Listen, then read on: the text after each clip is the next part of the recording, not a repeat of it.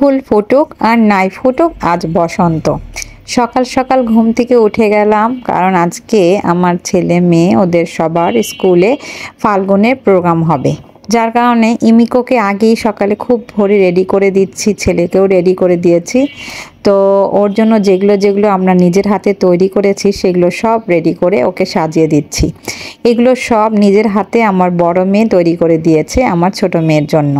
সে হ্যান্ডিক্রাফটের যে জুয়েলারিগুলো বানায় সেখান থেকে ওর নিজের বোনের জন্য এই জুয়েলারিগুলো বানিয়েছে, মাথার টায়রা থেকে সব কিছু।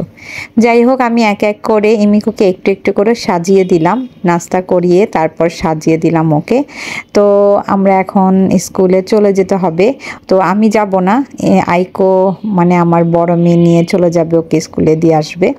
আমরা যখন ছুটি হবে তখন আমরা আনতে যাব। এই তো আমার মেয়ে রেডি একদম সম্পূর্ণ লুকে। তার হাতের জুয়েলারি এবং মাথার কানের সব জুয়েলারি আমার বড় মেয়ের হাতের তৈরি।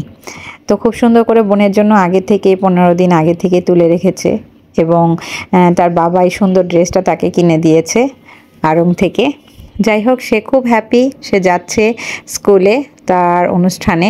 তো ছেলে চলে গিয়েছে, তার দেরি হয়ে যাচ্ছে তাই। তো এই তো মেয়েকে এগিয়ে দিলাম, বড় মেয়ে ওকে নিয়ে যাবে এখন। তারপর আমরা ওয়েট করব, তারপর আমরা রেডি হয়ে 11টার সময় আমার ওকে আনতে যাব, আমি আর আমার বড় মেয়ে। তো এই তো বাই বাই দিয়ে দিলাম। এরপর আমার বাসার কিছু কাজ ছিল, সেগুলো শেষ করে আমি রেডি হয়ে গেলাম মাইকোকে নিয়ে, কারণ আজকে তো আমার 3 বাচ্চার স্কুলে ভার্সিটিতে যেতে হবে। এরপর রেডি হয়ে আমরা বের হয়ে গেলাম আমি আর আইকো। আমরা এখন সরাসরি ইমিকোর স্কুলে চলে যাচ্ছি, কিন্তু যাওয়ার পথে ফুল কিনতে হবে, কারণ ফুল ছাড়া তো আসলে বসন্ত হবেই না। ফুলের দোকানে চলে গেলাম সরাসরি। তো আমরা এবার আর অন্য কোনো ফুল ব্যবহার করছি না, এক এক সময় এক একটা ইউজ করি। তো এবার আমরা গাঁদা ফুলের মালা ইউজ করব। প্রত্যেকটা ফুলের দোকানে মোটামুটি মেয়েদের ভিড় রয়েছে, কারণ আজকে আমাদের এখানকার বেশিরভাগ স্কুলেই প্রোগ্রাম হচ্ছে, ভার্সিটিগুলোতেও প্রোগ্রাম হচ্ছিল।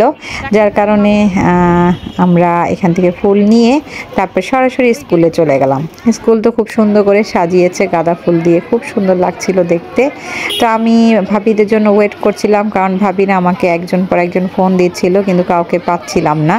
যাই হোক, কাউকে না পেয়ে আমি পরের যে বিল্ডিং ছিল সেই বিল্ডিংয়ে চলে গেলাম ওকে আনতে। ওখানে গিয়ে ভাবিদের সাথে দেখা হয়ে গেল। এরপর আমি দাঁড়িয়েছিলাম, আইকো ওর বোনকে নিয়ে নিল, ইমিকো তো ওদের ক্লাস মিসের কাছ থেকে বিদায় নিয়ে তারপর আস্তে আস্তে বের হয়ে চলে আসলো। এই তো আমার মেয়ে চলে এসেছে ভিতর থেকে, এবং ও তো খুব হ্যাপি। তারপরে আমি ওকে নিয়ে সামনের দিকে এগোতে লাগলাম, কারণ ওর ফ্রেন্ড সার্কেলে সবাই যারা যারা ছিল ফ্রেন্ডরা, তারা সবাই সামনে অপেক্ষা করছিল ওর জন্য। তো সবাই মিলে একসাথে ছবি তুলবে, একটু মজা করবে। তো যাই হোক, তারপরে আমি সামনের দিকে চলে গেলাম, ওদেরকে একটু সামনে এগিয়ে ওদের যে মেন ক্যাম্পাস ছিল যেখানের মধ্যে ওরা পড়াশোনা করে সেখানে নিয়ে গেলাম। সেখানেই আসলে মেলার আয়োজন করা হয়েছে। ওদের সিস্টেমটা হচ্ছে সকাল থেকে ওদের কিছু ক্লাস হবে 2-1টা, এবং সেখানে টিফিন করে লাস্টে আমাদের সাথে অভিভাবকদের সাথে বাচ্চারা ওদের স্কুলে যে মেলা হয় বসন্তে, সে মেলায় বাচ্চারা মায়েদের সাথে ঘুরবে বা গার্জিয়ানদের সাথে ঘুরবে। এই তো এই ক্যাম্পাসে ওদের আয়োজন করা হয়েছে প্রতিবারের মতোই। এরপর আমরা সবাই মিলে দাঁড়িয়ে গেলাম, মা মেয়েরা এখানে দাঁড়িয়ে মা মেয়েরা কিছু ছবি তুললাম, একটু ভিডিও করে নিলাম। তারপরে এক এক করে সবাই ভিডিও এবং ছবি নেওয়ার পর আমরা ভিডিওতে চলে গেলাম।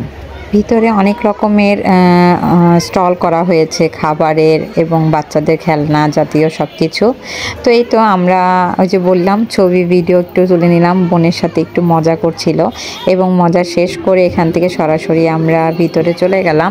এবং ভিতরে যে মেলার আয়োজন করা হয়েছে সেখানে রং বেরঙের শাড়ি পরে বা ড্রেস পরে একদম বসন্তের ফুলের মতো সবাই খুব সুন্দর লাগছে দেখতে সবাইকে। আমরা সবাই এক এক করে ভিতরে দেখছিলাম।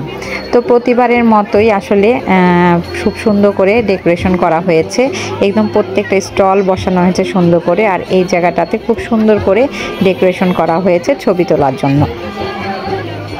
তো সেরকম এক এক করে সবাই সবার বাচ্চাদের দাঁড় করিয়ে দিচ্ছে এবং গার্জিয়ানরা ছবি তোলার জন্য ব্যস্ত হয়ে উঠেছে।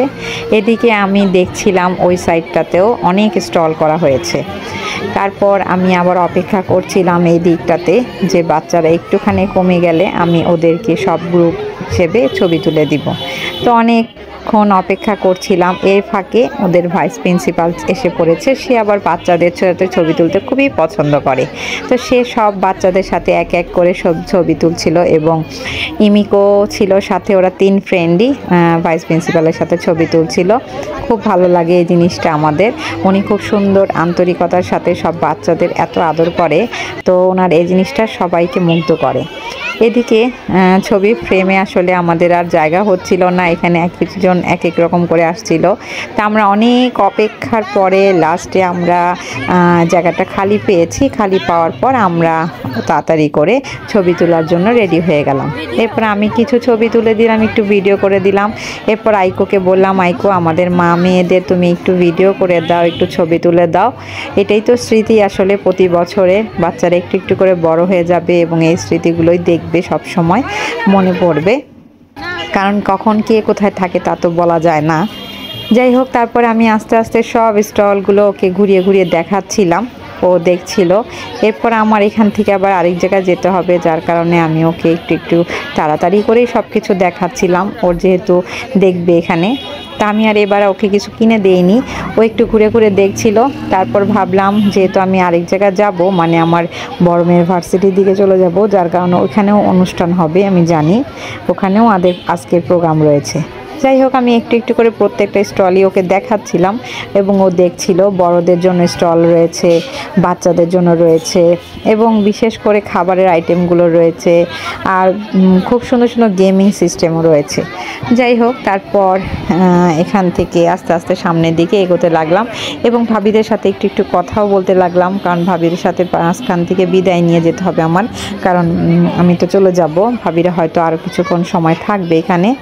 তা আমি একটু একটু করে ভাবিদের সাথে গল্প করছি এবং এগিয়ে এগিয়ে যাচ্ছি সামনের দিকে দেখতে দেখতে।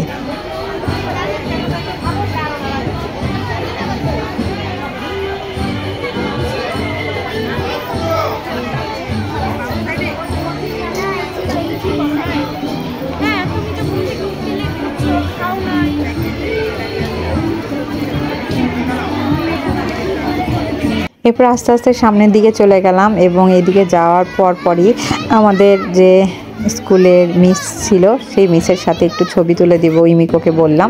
তারপর সেই মিসের সাথে একটু ছবি তোলা হলো।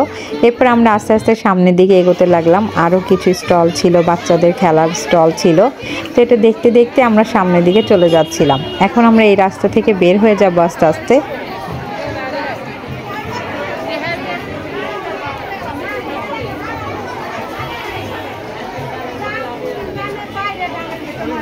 এরপর আমরা এখান থেকে বিদায় নিয়ে এখন সরাসরি চলে যাচ্ছিলাম মেয়ের ভার্সিটিতে, কারণ মেয়ের ভার্সিটিতে মেয়ের ফ্রেন্ডের সাথে কথা হয়েছে, তারা আমাদের জন্য ওয়েট করছিল।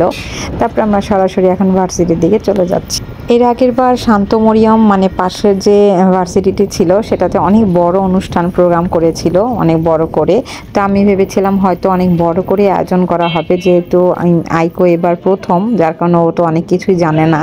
তো এসে আমরা একটু অবাকই হয়েছি, কারণ আসলে এখানে কোনো প্রোগ্রামই ছিল না, ওদের ছোট্ট আকারে একটু সাজানো হয়েছিল রাস্তার ওই পারে। এক এক করে সব ফ্রেন্ডরাই চলে আসছিল, তো ওর এই ফ্রেন্ডের সাথে দেখা হয়ে গেল।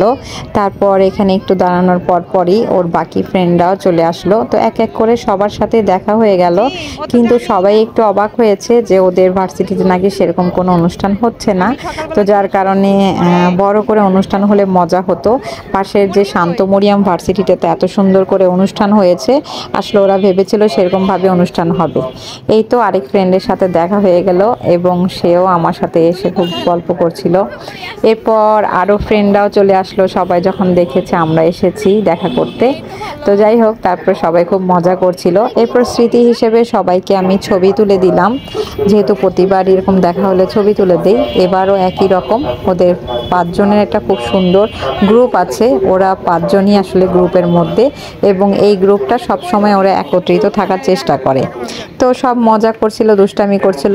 আমি তারপরে সবগুলোকে একসাথে করে কিছু ছবি আর কিছু ভিডিও নিয়ে নিলাম। ওদের আবার এর পরে ক্লাস আছে, যার কারণে দেরি হয়ে যাচ্ছিল। আমি তাড়াতাড়ি করে ওদের কাছ থেকে বিদায় নিয়ে তারপর আমরা আবার আমাদের বাসার দিকে চলে গেলাম, কারণ আমার ছেলের স্কুল ছুটি হবে 12টার দিকে। তারপর আমার ছোট মেয়ে যেখানে প্রোগ্রাম হয়েছে সেখানে ওরা কিছুক্ষণের জন্য মেলায় ঘুরতে আসবে বন্ধু বান্ধবরা। তো প্রতি বছরই আমি যাই, এবার আর গেলাম না, যেহেতু একই জিনিসই। তো এই তো ছিল বাচ্চাদের ফাল্গুন, আপনাদের সাথে শেয়ার করলাম। ভালো লাগলে অবশ্যই লাইক শেয়ার করতে ভুলবেন না। খোদা হাফেজ, আসসালামু আলাইকুম।